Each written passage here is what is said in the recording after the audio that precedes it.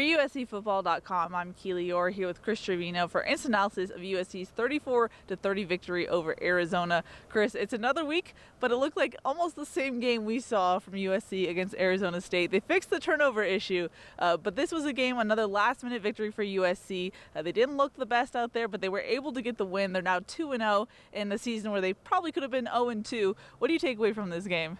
I know you're probably expecting me to say I felt like Bill Murray in Groundhog Day, but no, I felt like Denzel Washington in the 2006 sci-fi hit Deja Vu. You ever seen that one? No, I have not. Moving on, though, to your point, yes, I got a great sense of deja vu feeling and watching this game. You know, you had the red zone struggles. You had the short yardage struggles. You had an inconsistent offense that couldn't finish drives. You had a defense that had to come up and save you at the end. Yeah. You had the more talk around Slovis' arm and if there's anything going on there. You traded in. You didn't have the turnovers, which credit to USC. They held onto the ball 4 last week, none this week. But then you trade that in for 110 yards worth of penalties that really cost them in certain spots there in the second half. You mentioned Slovis' arm. I know that's something that the broadcast talked a lot about, and we got to ask both Clay Helton and Slovis about his arm. You know, his passes just didn't look crisp. They had a little wobble to them, so we asked him, "Is your arm okay, Slovis?" And he said, "It's fine. It feels great." He said it might be a mechanical issue. He wasn't really sure, but he said he'll try and fix it this week in practice. And Clay Helton said, you know, there's some wind out there. The ball was wet, but it was dry. The explanation was a little odd from Clay Helton, but it seems like it's not an injury, even though it would appear to, just because of how off his ball looks. Yeah, I wasn't a big subscriber to what we're referring to as armgate, or at least I am. I thought maybe, you know, first game, he did tweak his mechanics this offseason. That was something Graham Harrell and Clay Helton talked about, him maybe tweaking that a little bit.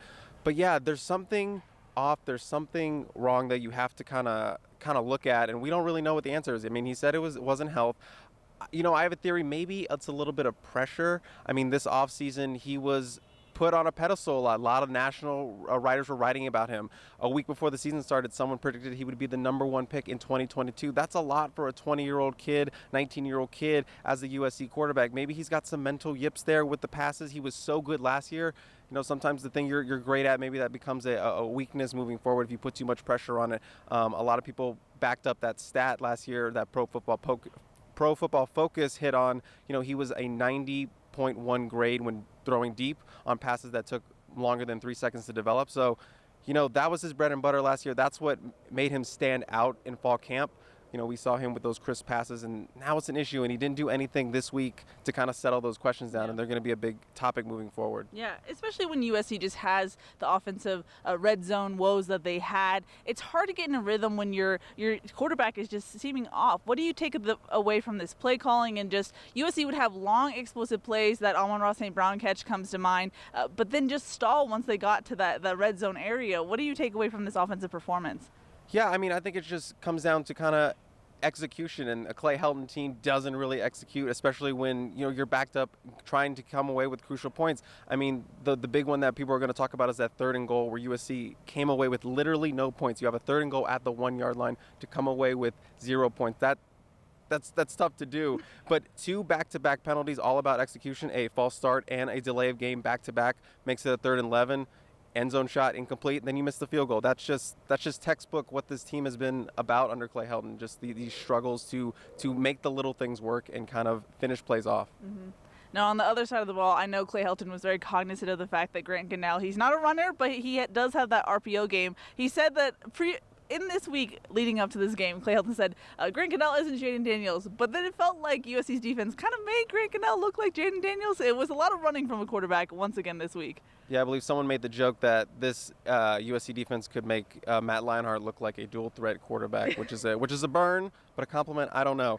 But yeah, he had 55 rushing yards in the first half. He just did exactly what Jaden Daniels did in the first half of the game last week. He just said, "Oh, USC is going to give me this wide open field. They're not going to put anyone on me. Okay, I'm just going to run for 10 yards." And that was the play. And then I would give credit to USC's defense. They did kind of tighten that up in the second half. He lost 15 yards. He didn't gain any more. So, you know, that was an improvement, a good adjustment by Todd Orlando and his group. But, yeah, I mean, that's got to be something quarterbacks are going to be looking at, like, and the coordinators are going, they're going to give that to you. Take it. Yeah. And see, now it was up and down, but how much do you give that to starters coming out? Coming into the game, we saw that Caleb Tremblay was not going to play. You already have Brandon Peely out with a broken finger, and then you have 3 starters come out in and out of the game. What do you take away from those key injuries? Yeah, another deja vu moment. It felt like the Arizona game last year when he had so many injuries. Luckily, these don't seem to be as severe as the ones that kept out players for several weeks. But, Pallier did not come back to finish that game. But USC got lucky, and they had Talanoa Hofunga come back and Drake Jackson, 2 of their key guys, to come settle that for them. But it was a weird game just kind of watching, like, oh, is he on the sideline? Where is he? Is he in the locker room? So that was a little bit of a weird storyline to follow throughout, but USC got lucky in that they were able to have, 2 of those 3 come back and make the plays at the end for them. Yeah. You mentioned at the beginning Parker Lewis. He had some miscues, and now he got the nod in training camp over the veteran Chase McGrath, who's been pretty consistent for USC. If you're Clay Helton, do you take another look at that battle just because those were some key issues? It was going to be, I'm telling you, Keely, it was going to be very interesting if USC wasn't able to pull off that touchdown and then they had to make a decision to go for that field goal. That's a good point. Do you keep the freshman in there who already missed one in not exactly a high-pressure situation, but now all the marbles are on the table for this one to send it to overtime, something that Chase nailed against Texas. If you remember 2 years ago, of course you do. But, yeah, that was going to be an interesting decision. Now, I think you got to look at it a little bit. I mean, you went with the freshman. There was a little bit, is Chase healthy? Seems like he's healthy, but I don't know. I think you're going to have to look at it. I think we're going to have a little bit of a kicker gate moving forward if Parker continues to maybe struggle a little bit. Mm-hmm. Now, this was a game where we expected USC to maybe flex its offensive muscles. We knew that Arizona didn't have a really stout defense. And then you were hoping that this USC defense would fix the issues that they had. I know defensive coordinator Todd Orlando said that they know the issues, they were going to fix them. It didn't seem like that was necessarily the case. And now, looking ahead, it's scheduled, at least for now, USC is going to go to Rice-Eccles, go to Utah, and play at Utah, a place that's always, they've struggled at that stadium. What do you do if you're USC? Because you're not passing the eye test right now, and you're a little sloppy. You're definitely sloppy in all areas of the game. How do you fix this in a shortened season? I don't want to hear anything about style points or college football playoffs moving forward. Yeah. USC kind of blew this one. Take the resume, whatever it is, and light it on fire at the end. It's not going to be good enough after this performance you just put forward. But this was a game, and this was like kind of talked about on our podcast. I was holding judgment from week 1 to kind of see what these guys were going to do against this, this weaker Arizona team talent-wise that wasn't supposed to be that good.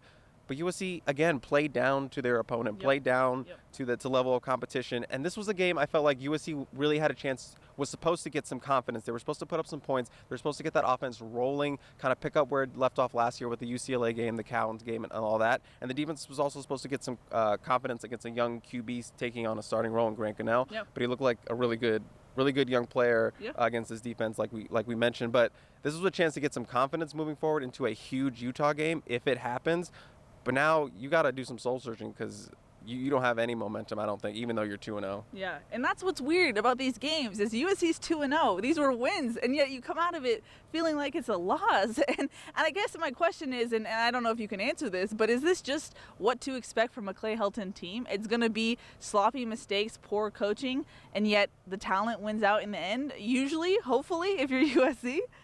Yeah, I mean, the whole thing about Clay Helton teams is on paper, this team should be dominant. On paper, this team should be the best in the Pac-12 or the conference. But not playing up to your potential is the whole thing with a Clay Helton-led team. Too many mistakes, too many little things that add up to these poor performances. And that's why we get games like this where, USC does not look great and USC should not be in a national title contender conversation. Yeah. Yep, completely agree. Alrighty, Chris, I know we're in a random field outside of the stadium. COVID protocols, we had to go outside to do this, so that's why it might look a little odd. This was your first in-person instant analysis. Very proud of you, Chris. Any final thoughts before we wrap it up? If it doesn't go well, if the fan reception isn't great, I will consider this the greatest failure of my life, and maybe my career's over. But other than that, I'm feeling great. Okay, but what about this game? Any final thoughts? Right, I know that's what you kind of meant, and I kind of forgot about that. But final thoughts, I was going to be the optimist with this team moving forward, and now I'm going to be shift over to the Keely side of things, the pessimist, and I'm going to have to be a little bit more critical of this team because we're seeing the same old problems that we've seen the last, several years under Clay Helton. Yeah, this game kind of settled the question whether it was rust, being the longest offseason that these players have probably had in their lives, or is this just what this coaching staff is going to produce? And I think it proved the latter rather than the former. Yeah, I mean, we given the offseason and the 2020 that everyone's having, I think that's the only kind of excuse we were allowed to give them to start the season. Yeah. Let's take a breath. Let's see what happens next week, and they disappointed. Alrighty, that's going to wrap it up here from Tucson. For Chris Treviño, I'm Keely Eure. For more, check out USCfootball.com.